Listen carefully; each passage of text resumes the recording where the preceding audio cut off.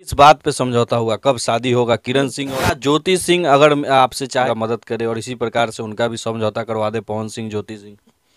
तो पवन सिंह जैसे लोगों का नाम जब पारिवारिक दायित्व में और इस को निर्वहन नहीं करने वालों में आएगा तो उनके जो इतिहास में जब नाम दर्ज होता है तो थोड़ा सा ये उनको पीड़ादायक लगेगा। मगही सुपरस्टार रोशन रोही और किरण सिंह का मामला आप लोग लगातार देख रहे थे। उसके बाद जो है एक वीडियो आता है और उस वीडियो में जो है रोशन रोही इसी चैम्बर में बैठे रहते हैं शिवनंदन सर के पास और किरण सिंह भी बैठी रहती है और कहीं ना कहीं वो समझौता हो जाता है। शादी कब तक होगा इसका जो है लोगों के मन में सवाल चल रहा है, तो हम बातचीत करेंगे। तो क्या सर पवन सिंह और ज्योति सिंह को भी समझौता कर एक करेंगे?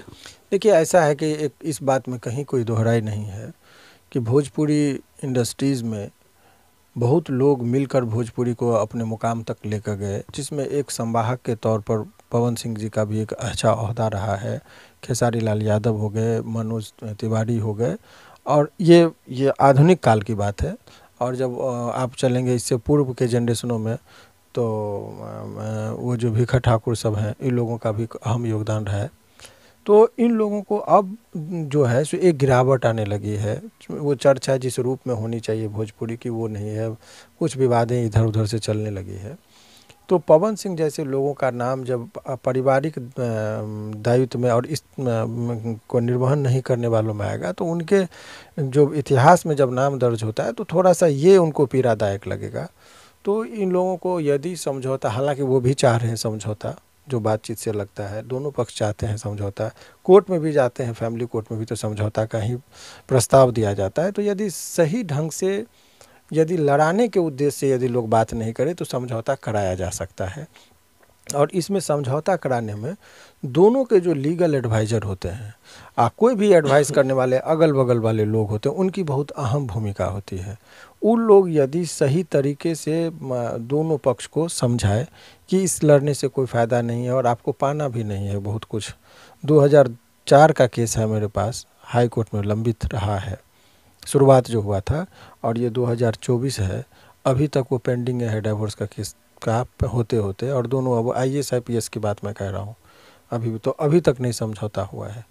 तो इससे लंबी लड़ाई लड़ने से बहुत फ़ायदा नहीं होता है लोगों को, इसीलिए बैठकर यदि समझौता हो जाए तो इससे बेहतर क्या हो सकता है। लेकिन वो अभी निचली अदालत में उनका मामला है।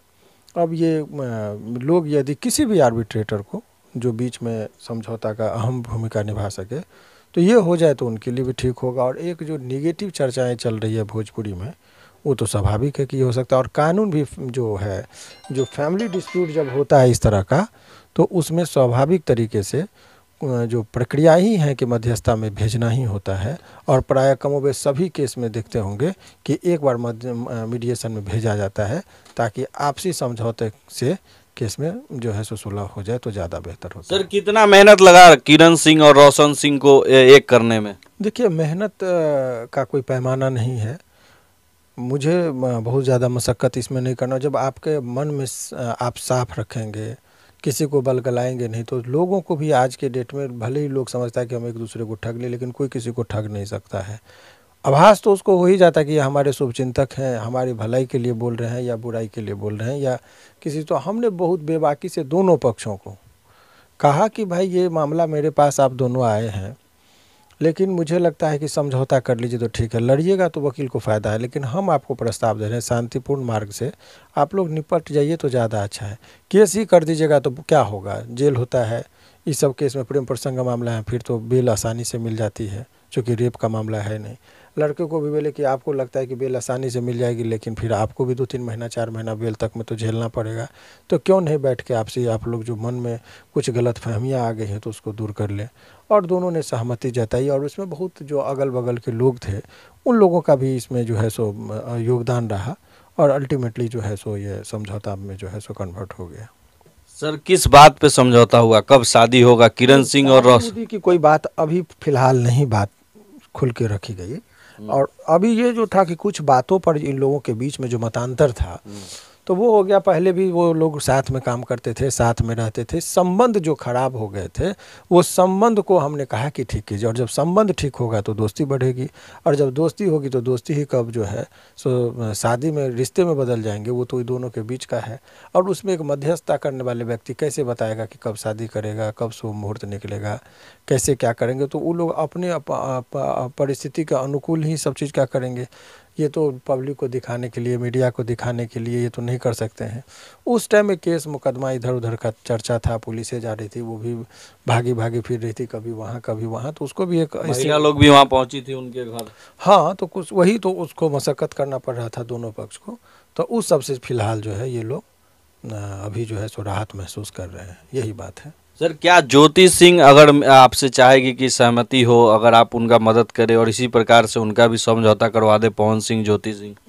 क्यों नहीं, देखिए कोई ना कोई तो समझौता करता ही है, लेकिन ये सब जो अभी है वो कन्विंसिंग पावर होनी चाहिए, समझौता ऐसे नहीं होता है। क्योंकि सर भोजपुरी का बहुत बड़ा ये मुद्दा चल रहा है लगातार कई सालों से। का मतलब कि ये काम जो है सो आप स्वार्थ से परे होकर सोचेंगे तभी दो आदमी को मिला सकते हैं। तो वकील साहब का जो भूमिका होता है वो प्राय लोग ये सोचते कि अरे ये तो वकील है, लड़ाएंगे, तो स्वाभाविक है कि वह प्रोफेशनल चीज़, हर आदमी अपने फ़ायदे, मीडिया चाहेगी कि हमको व्यूअर्स मिले, वकील चाहेगा कि लड़ेंगे तो हमको केस मिलेगा, ये तो नेचुरल प्रक्रिया है, किसी न किसी वकील को आप रखिएगा ही। लेकिन लॉस तो अल्टीमेटली पार्टी को होता है कि आप लड़ते हैं तो आप बेवकूफ़ हैं। जो बात आपको वकील साहब समझा रहे हैं कि प्रस्ताव दे रहे हैं, जज साहब समझा रहे हैं कि भाई शांति से समझौता कर लो, और उस चीज़ को दरकिनार ईगो में आप जा रहे हैं, तो आपका जब कहता है कि नाश मनुष्य पर छाता है, पहले विवेक मर जाता है। क्षणिक गुस्सा में आकर आप यदि अपने जीवन को आप बर्बाद करना चाह रहे हैं तो कौन रोकेगा, फिर तो आपकी अपनी मर्जी।